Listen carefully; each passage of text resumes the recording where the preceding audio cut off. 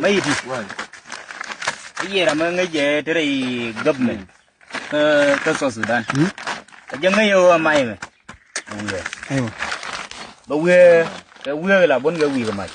ta mấy ai chịu cố định nó là gì này kia mà chẳng đi anh đi ora mai thì mình coi cầm con ada gari wo ne mana gino bana mara ro te me desen akan mai ko go ten mai ti thab na do cái này đang được mai thu mai thi ya nen di ndi we mon ki no ra dia kon ye chui ki di nu ba mai thi wala phal do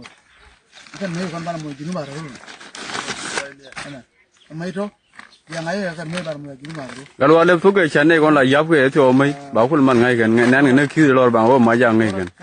ora ko ki we ya yan thieng mo ne ya ma ji ya ne ka ma mai thôi điền mai ma ko yo na ye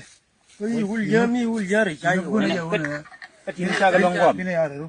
anh em cái gì này mai thôi bơ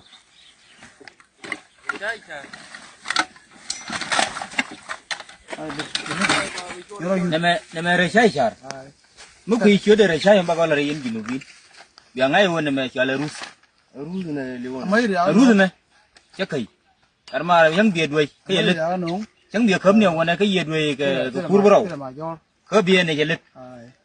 akan mai ro là gì mà ya wi video ro ma ya wi áo này tin tin me sin cái đó cái gì nữa ata ne do na ga ro ya wi ana amma ku yi bi nge ka lai tawale mai je gara gamna iya wakit gor na iya wakit akan mai cái đi phải ở cơ đi ai te me sin anh bây ngày hơn gần nhà luôn ya chỉ đôi chơi gần là như vậy hơn gần nhà luôn boda ga riya alad cha boda gần riya galat gad mar mấy giờ là haju mà juju cái này tin là haju motor mu khuye ring thu wala me bo te ni nang rew makan de lit adim de je wang mai me apa yang nge ni na ri mai char me anung tin na gor na sawal je no na wi ngo je tatin ni wen tatin bia bur o te ga so Sudan de ka tum di wen tin bai lo ye tri ai kon ba chung ne wono jadi gadi do sin ti gad mar